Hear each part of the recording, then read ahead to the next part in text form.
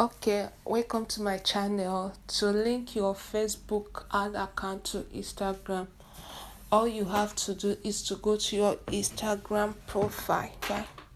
Tap the three dash at the right corner of your Instagram profile. You scroll up to creators tools and control.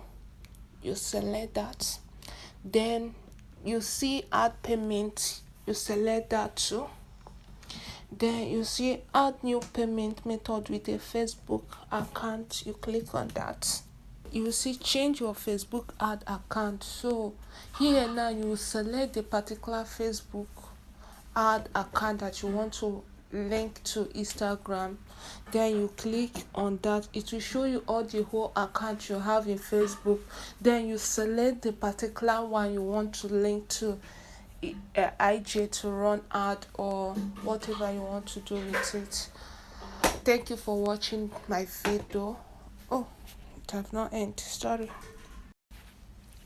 Click done, then click continue.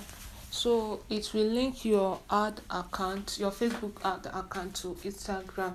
You are now free to on your ad and get new customer. Wish you all the best. See you next week Saturday. Love you.